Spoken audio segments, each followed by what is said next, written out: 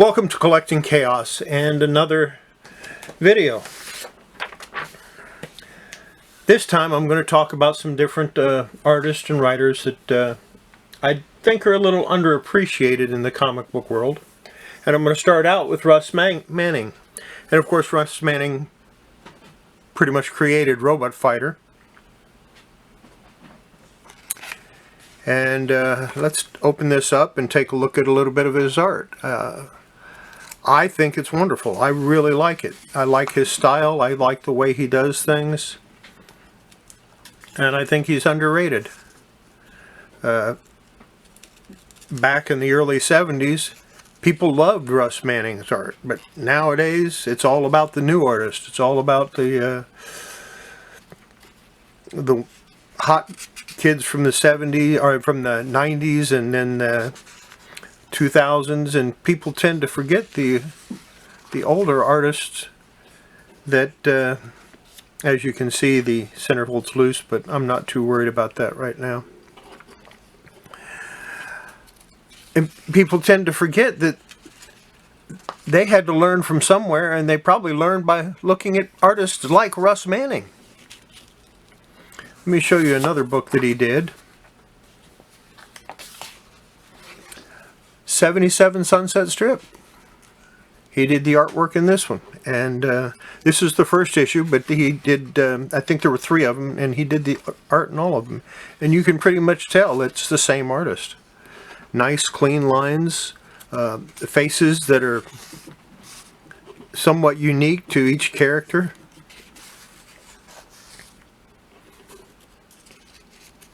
I really should look for the second and third issues. I like this. I just like his artwork so much.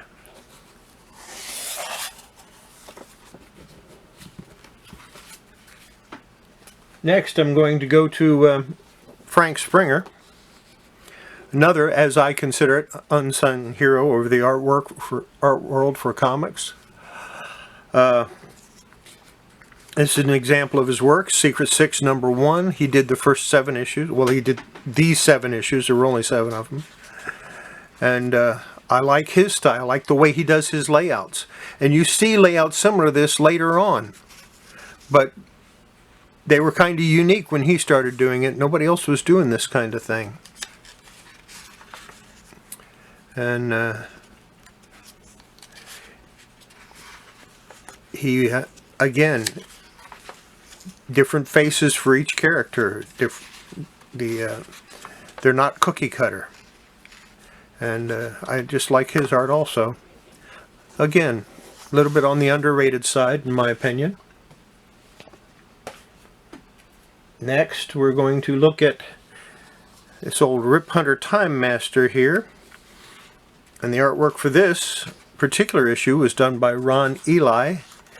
Last name spelled E-L-Y. Jack Miller wrote the story. I loved the Rip Time Hunter stories when I was little. And this came out, what, 64? So I was about 10 years old.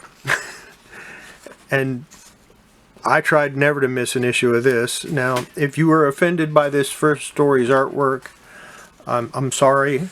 But it's part of comic history, and I need to look at that. All of us should be looking back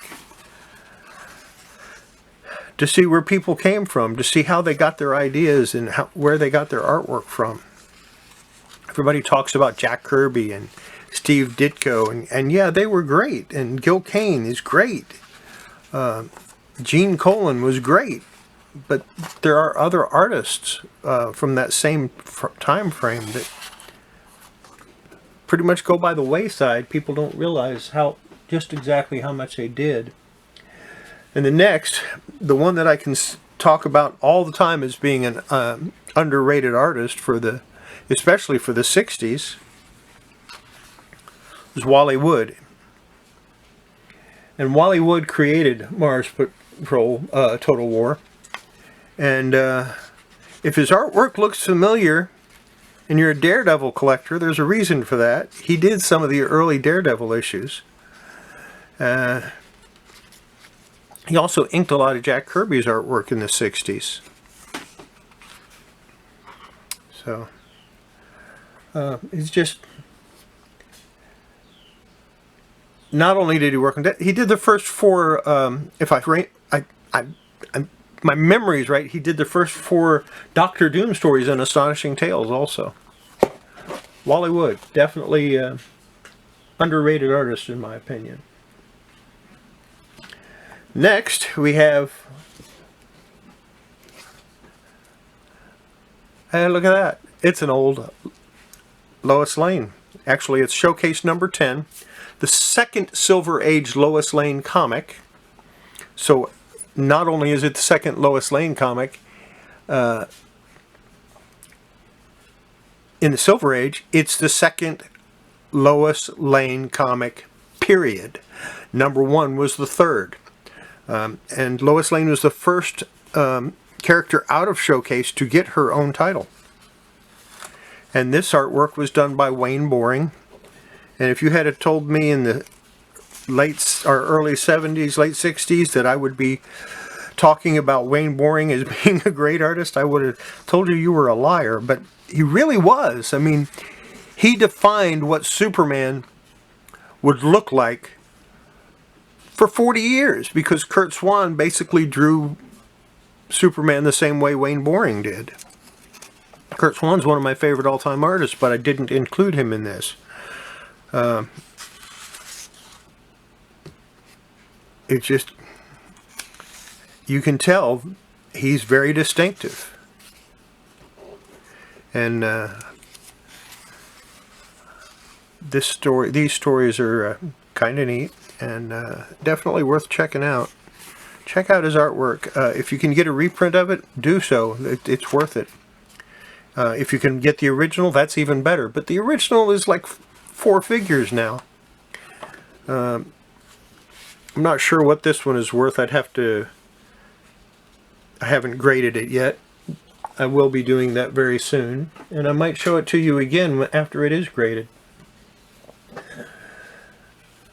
Now for another artist. Yeah, I have a Wonder Woman comic here, don't I?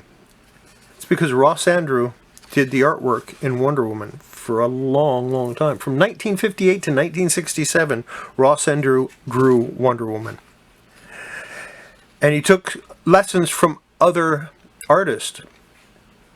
Carmen Infantino was the first one to show speed in a comic with the Flash.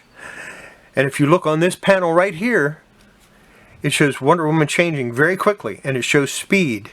And he got that from Carmen Infantino. But Ross Andru was a contemporary of Infantino. But again, he did a lot of work, not just with Wonder Woman. He worked on Metal Men. Marvel Comics fans should have just gone, oh yeah, Ross Andru, one of the greats, you know. But they don't. A lot of them don't. When I say Ross Andru created one of the iconic characters in the Marvel Universe, they look at me and say, no, he didn't. But yeah, the Punisher. He created the look of the Punisher. Ross Andru did Spider-Man 129. For those of you that have it, check it out. You'll find I'm right.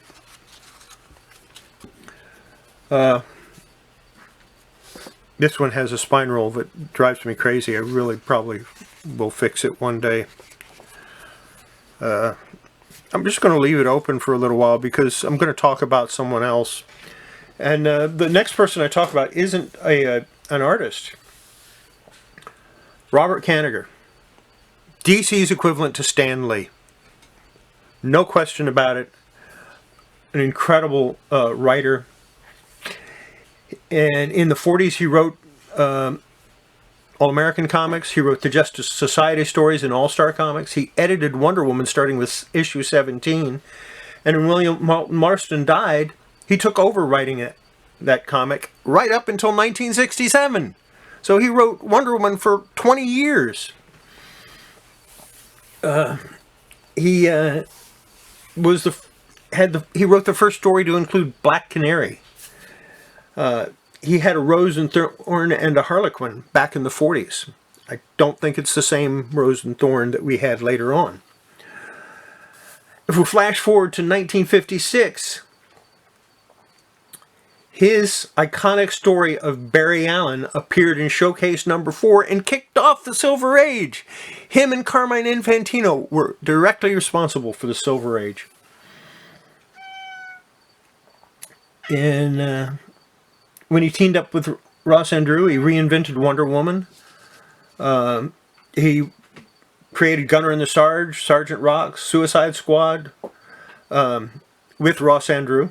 And the Brave and the Bold 25, he created the Metal Men. He created Enemy Ace, the Losers, the Unknown Soldier. And with Russ Heath, he created the Haunted Tank and Sea Devils. He's also instrumental in creating the Viking Prince and Poison Ivy. Ross Andru and Robert Kanigher, co-created Rose and Thorn in Lois Lane number 105, which I could have dug that out and shown it to you, but instead, I think you should hop on over to Silver-Haired Bronze Age Babe's channel, and I got her name right this time, on the first try, and she did a really good review on that book, so check it out if you haven't already. Robert Kanigher isn't just a forgotten hero of the Silver Age. He was instrumental in what DC Comics did in the 60s. And in the 50s, and in the 40s. So not just the Silver Age, but Gold and Bronze Age as well. And with that, I think I'm going to close this one. And I left out a lot of names maybe I'll do another one of these later on if people want to see it.